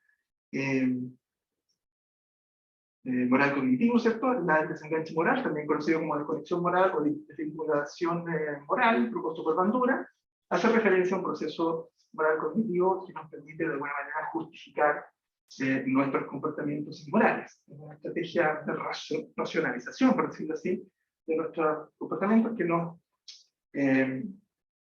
desinhiben, que nos da libertad para golpear a otro, para llevar a cabo una serie de conductas que son sancionables desde el punto de vista social. ¿Okay? Y Bandura describió 8 mecanismos en la teoría de la agencia moral. Rápidamente los voy a mostrar para que nos hagamos una idea de qué se trata. Deshumanización. Bueno, hay alguna frase ahí que sintetiza esa idea. Algunas personas merecen ser tratadas como animales. Sería una justificación para agredir a otro. Atribución de culpa. Si las personas son descuidadas con sus cosas, es culpa suya si se las roban. En este caso, las justificaciones están centradas en las características de la víctima. Otros mecanismos, dentro de los 8 descritos por Bandura, es la distorsión de las consecuencias. Molestar a alguien realmente no le hace daño. En ese caso, la justificación está puesta en foco en la consecuencia que tiene para la víctima la conducta violenta, en este caso agresiva. Justificación moral, por ejemplo, lo que le pasó a Will Smith. Está bien golpear a alguien que insulta a tu familia. ¿Ya? Desde el punto de vista de esa conducta, justificación moral sería el mecanismo escrito por Bandura que resume bien lo que pasó allí desde el punto de vista de esta teoría. Comparación ventajosa, robar algo de dinero no es demasiado grave en comparación con aquellos que roban millones. Etiquetado o el uso del lenguaje eufemístico, tomar la bicicleta de alguien sin su permiso es simplemente, comillas, tomarla prestada. Y en este caso, tanto en la justificación moral, la comparación ventajosa como el etiquetado eufemístico, las justificaciones están centradas en la conducta realizada, digamos, la agresión, el abuso verbal, el engaño, el robo, lo que haya sido en este caso el componente específico de la conducta. Y por último, 2 mecanismos de los 8 que hablan de la responsabilidad. Cuando el desplazamiento de la responsabilidad, si a los jóvenes no se les enseña disciplina, no se les puede culpar por mal comportamiento. Y la difusión de la responsabilidad, un joven en una pandilla no debe ser culpado por los problemas que causa la pandilla. Estos dos últimos diluyen, ¿cierto?, en el grupo, en la responsabilidad. Y en ese caso las justificaciones están centradas en la conducta y en las consecuencias. Entonces de eso se trata el desenganche moral.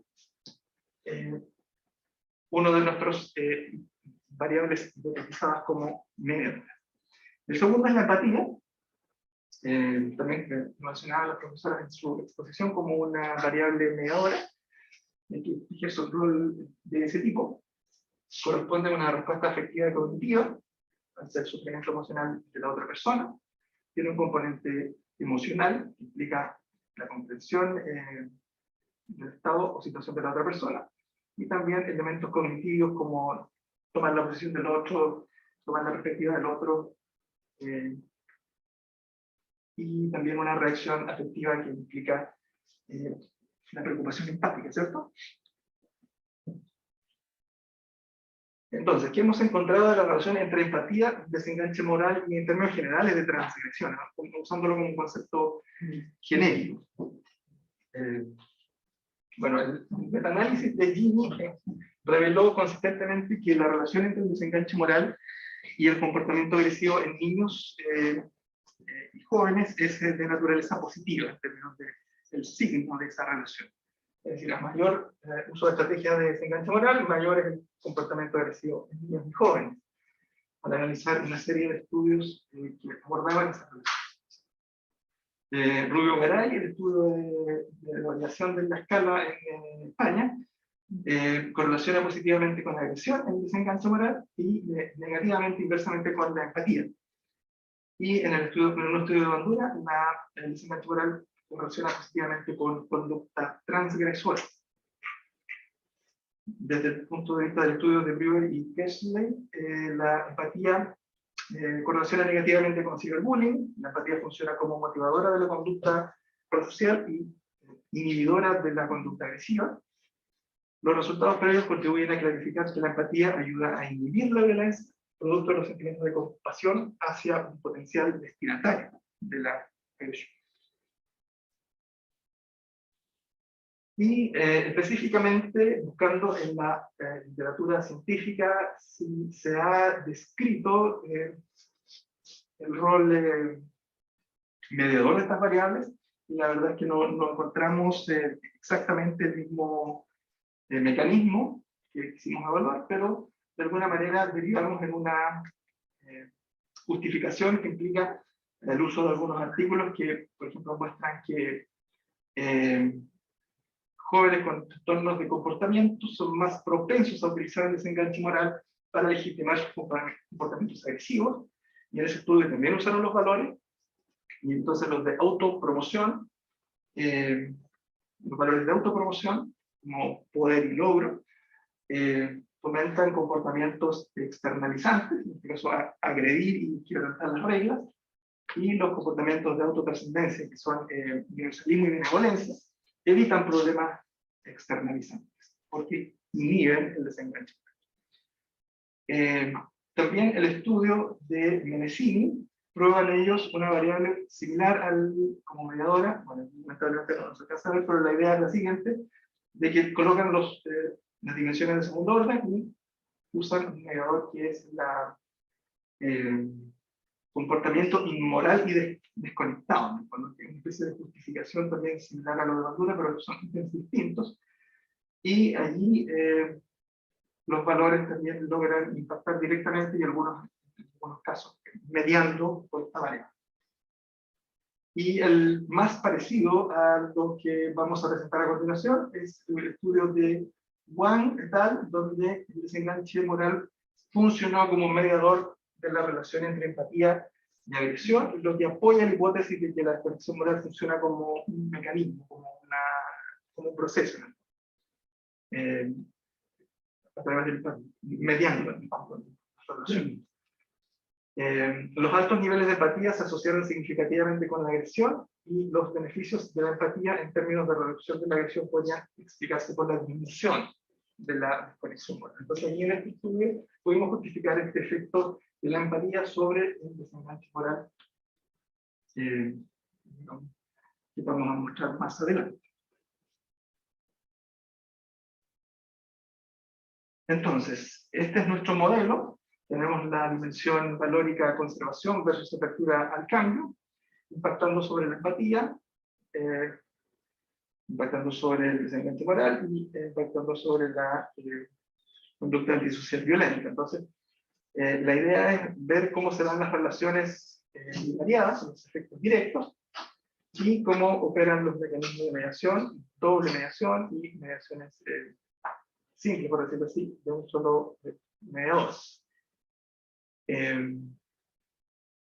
Y para la segunda dimensión, que es autotrascendencia versus autopromoción, la misma idea, comparativamente cómo funcionan, cómo se comportan estas dos dimensiones bipolares. Bueno, y vamos a mostrar los resultados a continuación, y vamos a revisar la metodología que seguimos, un estudio transversal con diseño explicativo. Usamos encuestas online como estrategia de recolección de datos, y usamos estadística multivariada. Los participantes fueron datos primarios, ¿cierto?, recolectados en el contexto del proyecto, con un machón probabilístico. Conseguimos 529 respuestas de adolescentes entre 14 y 19 años. Por sexo tenemos un 66% de mujeres, mayormente la muestra concentrada en los estratos socioeconómicos bajos, principalmente de la región metropolitana y centro del país, mayoritariamente de 18 y 19 años. En términos de periodo adolescente, estamos hablando de adolescentes tardíos, más que adolescentes intermedios. En términos étnicos, solo una pequeña parte de las muestras declaró pertenecer a algún grupo étnico, y religión, cerca del 30% declaró pertenecer o identificarse, perdón, cerca del 20% con una religión. Bien, los instrumentos de medición usados son el cuestionario de autorreporte de comportamiento social adolescente CACSA, de donde extrajimos los ítems de la dimensión conducta antisocial violenta, que a su vez tiene dos componentes, uno centrado en la violencia interpersonal y otro centrado en el vandalismo. Están 8 ítems para medir la variable dependiente de la orquesta.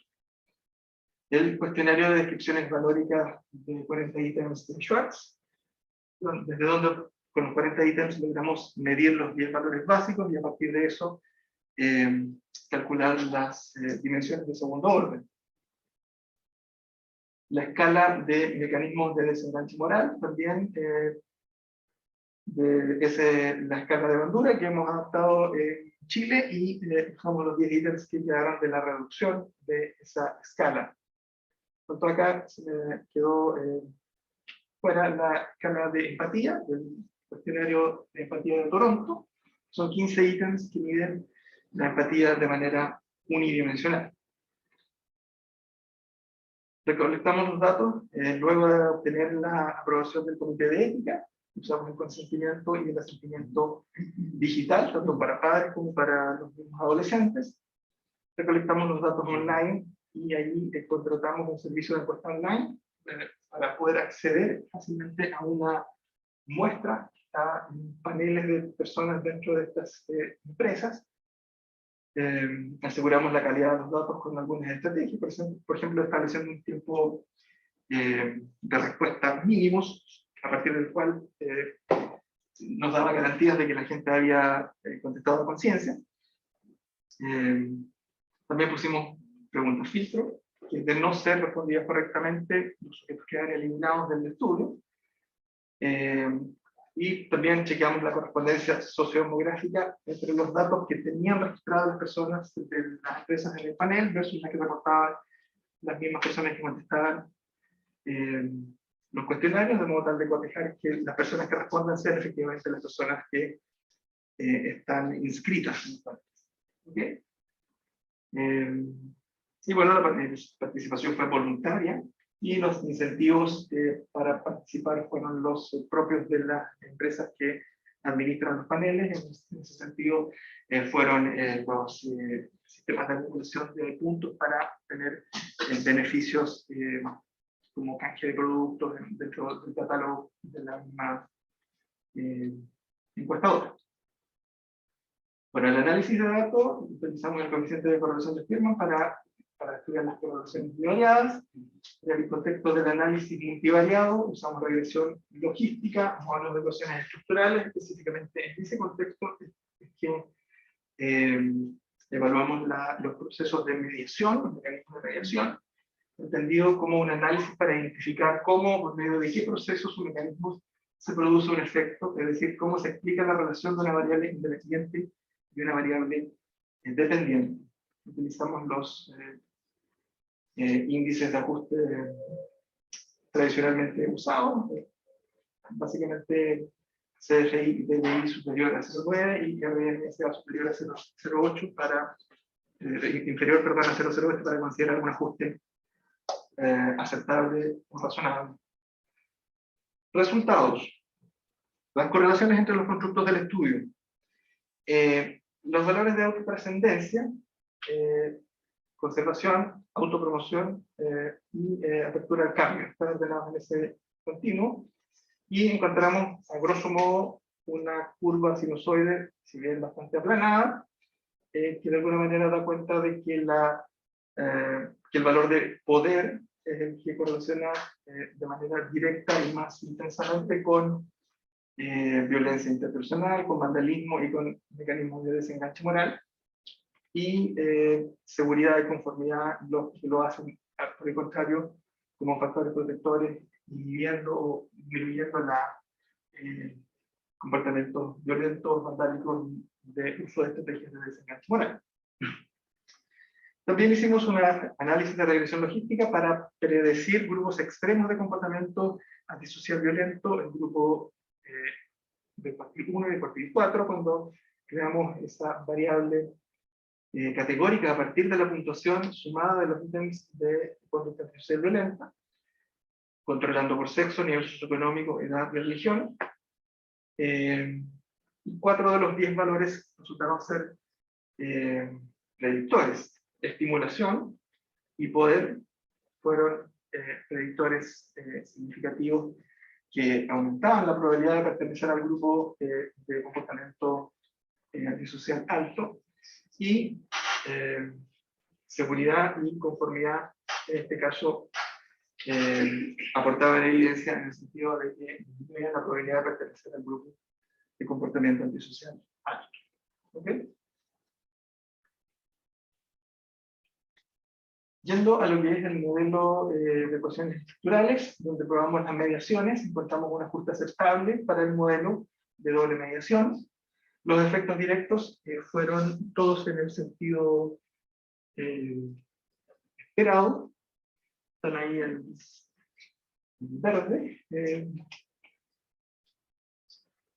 Y ¿qué podemos decir en términos generales? Que la dimensión de conservación versus apertura al cambio tiene un efecto negativo, ¿cierto?, directamente sobre la conducta antisocial violenta, y actúa también a través de la disminución de mecanismos de desenganche moral, media esa relación de desenganche moral.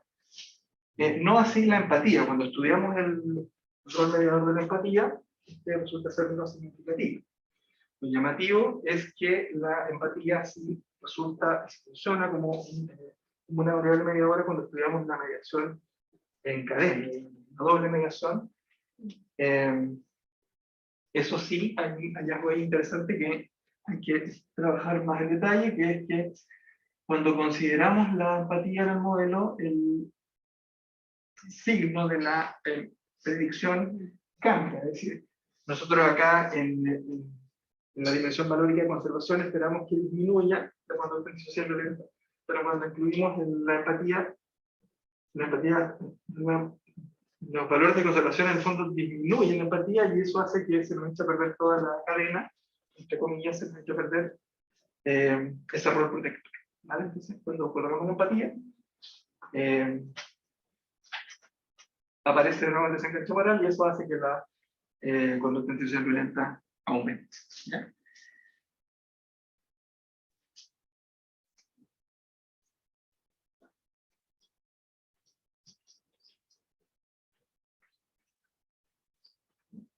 El segundo modelo es de la segunda dimensión, autotrascendencia versus autopromoción. Voy a comentar un poquito acá. Encontramos un ajuste aceptable para este modelo. ¿Y qué podemos decir? En este caso, el efecto que tienen los valores de autotrascendencia es el de disminuir la conducta violenta, y las mediaciones sirven, en este caso, eso sí, también para contribuir a la disminución del comportamiento antisocial del niño. ¿Okay? En este caso, cuando consideramos solo la empatía como mediador, no resulta significativo, pero si la consideramos en el contexto del mecanismo completo, logra así ejercer un rol sobre el desengaño moral y a la larga funcionar, digamos, a doble mediación. Y ese rol de la empatía es de disminuir la conducta antisocial. Okay. Esta era la última diapositiva de resultados. Y vamos a las conclusiones.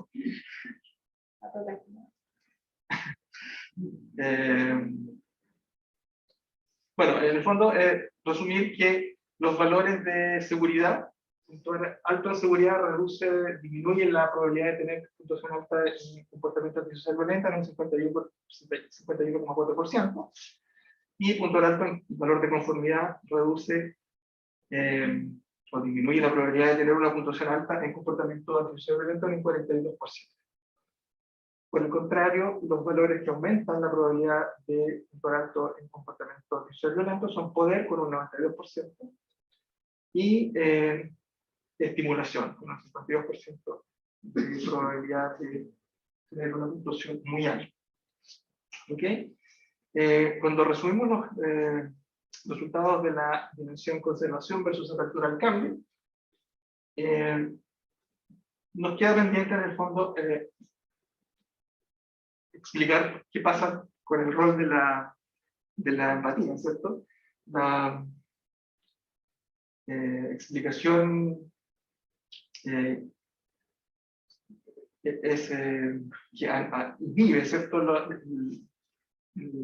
Los valores de conservación inhiben la empatía, y eso hace que el desengaño moral te permita ser violento. Y la segunda dimensión, autotrascendencia versus autopromoción,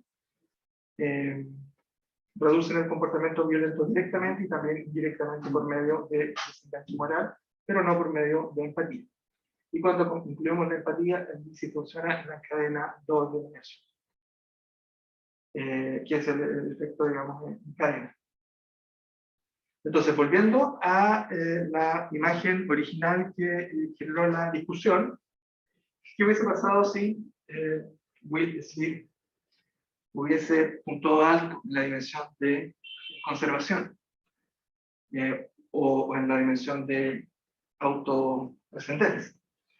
Si lo hubiese hecho, si hubiese sido universalista y benevolente, hubiese sido una persona más empática, lo que hubiese inhibido el uso de justificaciones morales, lo que a su vez se hubiese producido en un menor comportamiento violento. Por lo tanto, no hubiese considerado necesario abofetear al presentador, ¿ya? Y eso implica que después terminaron tocando juntos, haciendo música juntos, ¿vale? Sería una aplicación rebuscada, ¿cierto? Del resultado. Implicaciones prácticas, para ir cerrando.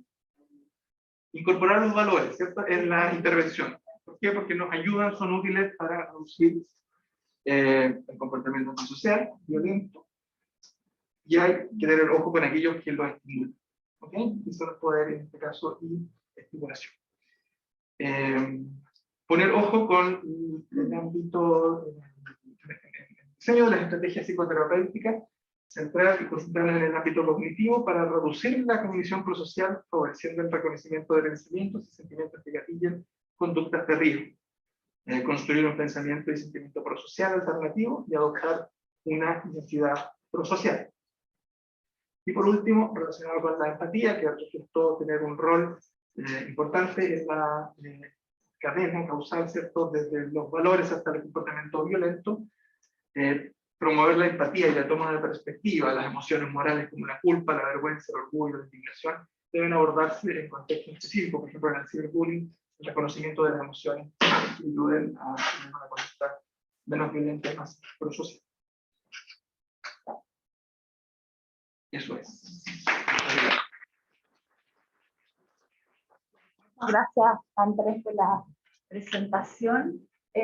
Nos quedan algunos minutos, no sé si para abrir espacio para comentarios, también online. En relación acá, Fernando preguntaba para tener las presentaciones. Lo que hemos hecho es grabar esta presentación, así que las vamos a subir a las redes sociales del departamento y del programa de Magíster. Así que van a tener acceso ahí a un link a YouTube donde está todo esto grabado y ahí lo pueden revisar o volver a mirar con calma. Y además tener los contactos de los investigadores que han presentado hoy día, que también pueden tomar contacto allí directamente si quieren profundizar en alguno de los temas que se trabajaron hoy día.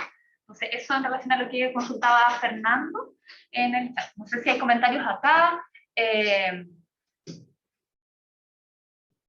Aquí hay por las presentaciones. Aquí en la sala. Bueno. Parece que no hay comentarios. Bueno, ha sido una jornada intensa. Hemos ocupado todos los 2 periodos. Ricardo, ¿cómo estás?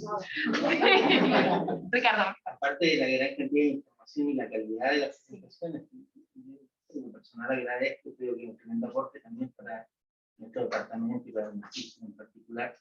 Hay algo que me quedó pendiente en la presentación que hacen Mari Carmen y Lourdes, que es el reporte de las víctimas. ¿Cuánta consistencia tiene con el autorreporte de los adolescentes? Ustedes señalan que se ha ido evaluando también la perspectiva de las víctimas. ¿No? Lo que ocurre es que en nuestro caso, así es como llevado a cabo, no se ha hecho relación entre padres, mucho como esta independiente, no son padres e hijos de la misma, pero sí que hay estudios que lo han hecho y cuando se comparan, los padres tienden a infraestimar la violencia, es decir, hay ligeramente, informan de porcentajes ligeramente inferiores que los propios hijos, es decir, ellos informan de más conducta violenta que los padres perciben, ¿no? O puede ser, que declaran. Entonces, sí que existe esa pequeña diferencia, pero nosotros en este estudio no lo hemos podido comprobar porque somos independientes, no hemos podido embarazarlos. Porque eso de verdad tendría mucho interés también sí. a la hora de intervenir, ¿no? Sí. Por la justificación que los mismos padres hacen. Lo hemos planteado, pero ha sido la verdad bastante complicado y no hemos podido llevarlo a cabo. Ha sido por más una cuestión de dificultad, de atraer, no ambos, tanto a padres como a hijos. Y se vuelve una desafío. Sí, por supuesto. Más, en la casa había en online había un comentario en el chat. No tenemos felicitaciones. Ah, pero bien. Pues nada, entonces agradecemos a nuestros 3 expositores, como ya decía Ricardo, de altísima calidad las 3 presentaciones. También en un tema en que, como partir de hacer esta introducción, ¿no? Que nos está convocando, de ahí creo que no es casualidad que estamos aquí presentes, tanto en la casa como aquí en la sala. Y me toma aquí un comentario de Fanny que hace aquí en el chat de esperar que haya más instancias como esta. Nosotros también creo que también estamos convocados a poder generar más espacios como este y aprovechar las ventajas del formato híbrido. Estamos viendo también que se está teniendo mayor convocatoria y ayuda, ¿cierto?, a poder hacer seguimiento y continuar estos espacios de extensión. Así es que, como atentos a las redes sociales, vamos a empezar a hacer otras difusiones y esto va a quedar entonces allí también colgado. Muchas gracias a todos quienes han participado y eso, muchas gracias.